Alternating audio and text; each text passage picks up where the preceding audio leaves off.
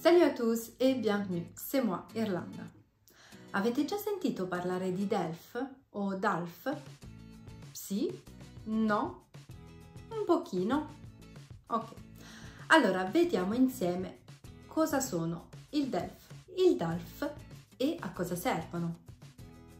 Il DELF e il DALF sono certificati ufficiali rilasciati dal Ministère de l'Éducation nationale. Il DELF, che significa Diplôme d'études en langue française, attesta la conoscenza della lingua francese dal livello A1 al B2.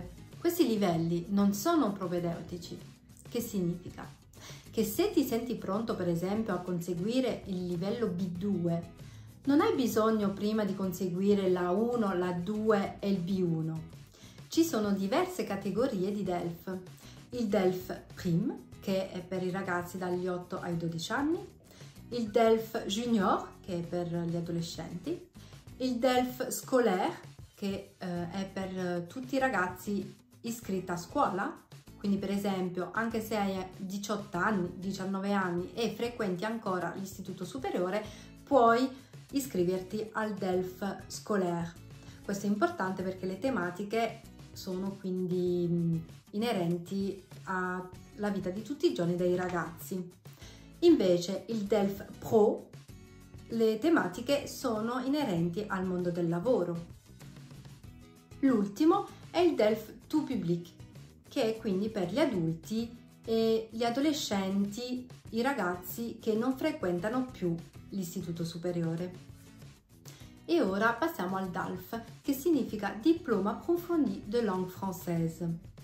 Questo diploma attesta il livello avanzato nella lingua francese, ovvero il C1 e il C2.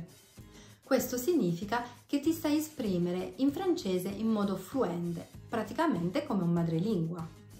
Pensate, in tutta Italia potete trovare dei centri riconosciuti, che siano les Instituts Français o les Alliances Françaises, dove poter conseguire questi diplomi. I motivi per conseguire questi diplomi sono tanti.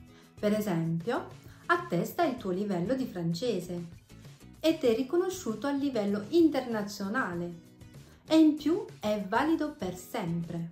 Un altro esempio è che per ottenere la nazionalità francese bisogna avere almeno un livello B1. Per invece accedere alle università francofone bisogna avere un livello B2 o C1. Inoltre costituiscono un requisito preferenziale per rientrare in progetti come per esempio l'Erasmus.